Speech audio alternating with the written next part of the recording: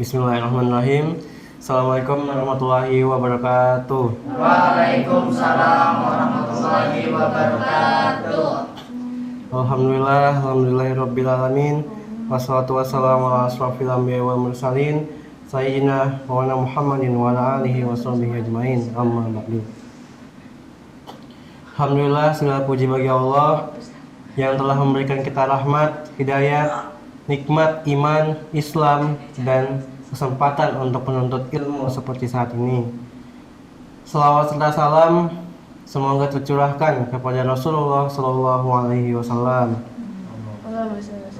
sebagai teladan terbaik kita dalam seluruh aspek kehidupan, termasuk dalam berkomunikasi dan bermasyarakat.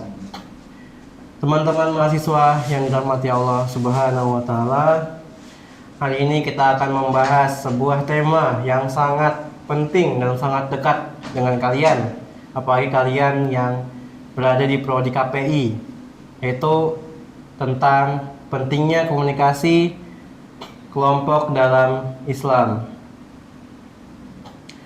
Sebagai mahasiswa, kita bukan hanya dituntut untuk aktif secara akademik, tetapi juga terlibat dalam organisasi, kegiatan sosial, komunitas dakwah, dan berbagai forum kelompok lainnya. Disinilah kemampuan komunikasi sangat-sangat dibutuhkan, tapi lebih dari sekedar kemampuan teknis, Islam mengajarkan bahwa komunikasi harus dijalankan dengan akhlak dan nilai-nilai luhur, apalagi nilai luhurnya itu dari Nabi kita Muhammad SAW. Nah, di dalam pembahasan ini saya akan menjelaskan 4 poin. Yang poin pertama adalah komunikasi sebagai pondasi kerja dalam Islam.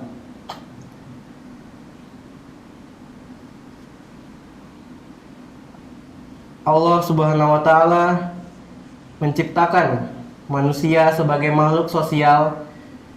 Dalam Al-Quran surah Al-Hujurat ayat 13 disebutkan, Bismillahirrahmanirrahim, Ya ayuhan nasu inna khalaqnakum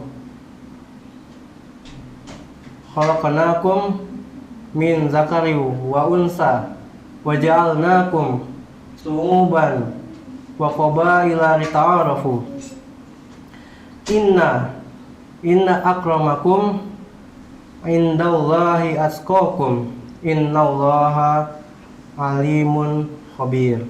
Yang artinya, wahai manusia, sesungguhnya kami menciptakan kamu dari seorang laki-laki dan seorang perempuan. Lalu kami jadikan kamu berbangsa-bangsa dan bersuku-suku supaya kamu saling mengenal. Nah, dari ayat ini kita paham, kita bisa maknai bahwa keberagaman dan kebersamaan adalah bagian dari sunnatullah, dari perbuatan Rasulullah juga. Namun kunci dari semua itu adalah komunikasi. Tanpa adanya komunikasi yang sehat, kelompok apapun, dari yang terkecil sampai kelompok yang terbesar, baik itu kelompok studi maupun organisasi kampus hingga komunitas dakwah, akan mudah retak dan hancur. Poin kedua, kita membahas tentang Rasulullah sebagai role model komunikator ulung. Nah, di sini maksudnya adalah Rasulullah sebagai penuntun kita. Rasulullah itu adalah pemimpin yang sangat luar biasa, bukan hanya karena strategi kepemimpinannya, tetapi juga karena gaya komunikasinya juga kepada sahabat-sahabatnya yang penuh dengan hikmah. Beliau juga selalu mengajak musyawarah, mendengar pendapat orang-orang terdekatnya, apalagi sahabat-sahabatnya, dan menyampaikan pesan dengan bahasa yang mudah dipahami.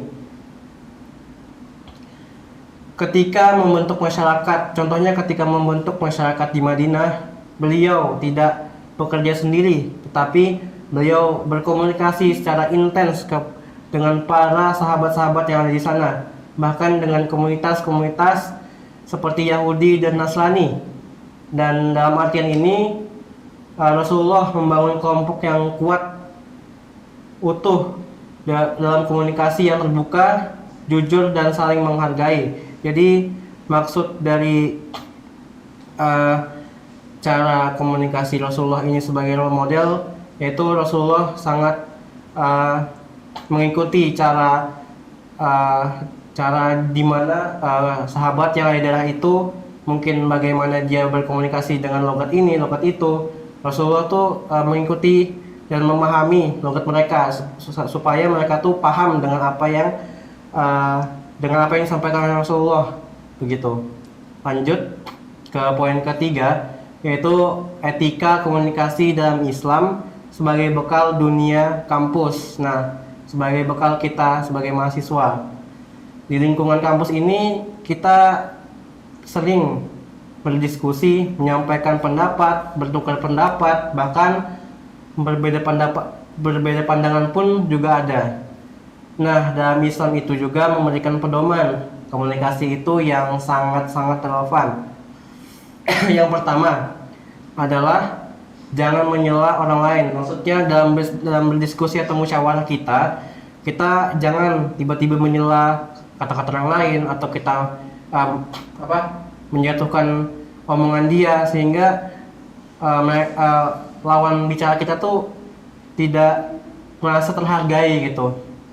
Nah, poin yang kedua yaitu hindari debat kusir dan adu argumen yang tidak kondusif atau produktif. Maksudnya di sini adalah kita dalam musyawarah atau berdiskusi itu kita harus dengan tujuan kita, jangan keluar dari pembahasan kita, jangan keluar dari tujuan kita. Kita harus fokus dengan satu tujuan gitu.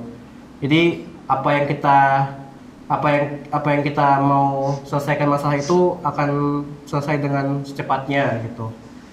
Yang ketiga adalah sampaikanlah pendapat dengan sopan dan tidak menjatuhkan. Maksudnya ya seperti pada poin pertama tadi, kita menyampaikan pendapat itu jangan merendahkan orang lain, jangan tidak menghargai orang lain. Kita mau pendapat kita didengarkan, mau pendapat kita diterima, kita harus dengan sopan menyampaikannya agar pendapat kita dapat dipahami oleh mereka seperti yang sudah dilakukan oleh Rasulullah SAW yang sudah saya jelaskan tadi.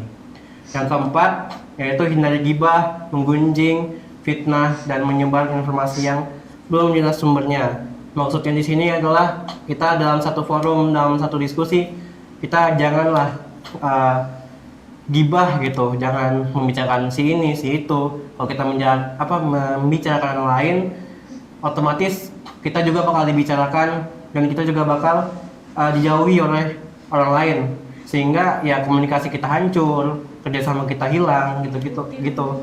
Dan jadinya kita tidak ada bantuan oleh orang lain dan komunikasi kita tidak terjangkau jauh lah, maksudnya tidak ada relasi gitu.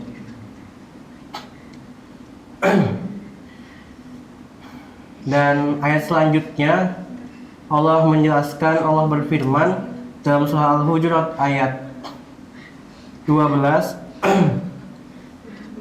yang artinya, wahai orang-orang yang beriman, jauhilah banyak dari prasangka, karena sebagian prasangka itu dosa, dan dengan mencari-cari kesalahan, dan janganlah mencari kesalahan orang lain, dan jangan menggunjing atau menggibahi satu sama lain.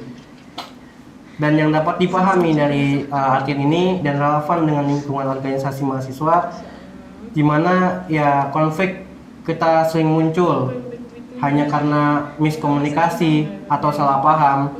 Dalam artiannya juga ya kita janganlah memutus komunikasi kita atau mungkin menghancurkan komunikasi kita satu sama lain, karena dapat menghancurkan organisasi kita, apalagi kita sebagai mahasiswa. Poin keempat yaitu komunikasi alat dakwah di dalam lingkungan mahasiswa. Teman-teman mahasiswa yang diberkahi oleh Allah Subhanahu wa taala, jangan lupa bahwa komunikasi kita bangun dalam kelompok bukan hanya untuk menyelesaikan tugas atau program atau tanggung jawab, tapi juga bisa menjadi sarana kita berdakwah kepada orang lain, saling menasihati, saling mengingatkan. Itu semua juga bagian dari komunikasi yang diberkahi oleh Allah. Seperti dalam surah Al-As, Allah berfirman menegaskan bahwa manusia merugi kecuali yang saling menasihati dalam kebenaran dan kesabaran. Maka mari jadikan kelompok kita bukan hanya tempat bekerja, tapi juga tempat bertumbuh dalam iman, takwa, dan keislaman.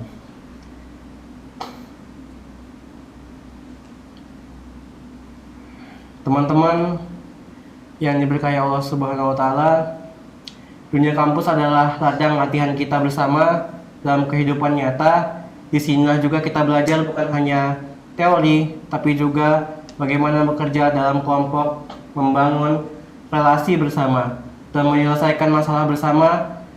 Dan maka marilah kita kuatkan komunikasi dengan nilai-nilai Islam yang jujur, sopan, terbuka, dan saling menghargai satu sama lain seperti yang sudah dicontohkan oleh Rasulullah SAW. Semoga komunikasi membuat kita memperlancar kerjasama kelompok kita, tapi juga mempererat ukhuwah Islamiyah dan menjadikan kita pribadi yang lebih dewasa dan bertakwa. Dan kita sudah berada di penghujung kultum. Sebaik-baiknya kita pasti ada buruknya juga, dan lebih baiknya lagi kita mulai kebaikan dari hari ini. Sekian, terima kasih. Wassalamualaikum warahmatullahi wabarakatuh. Waalaikumsalam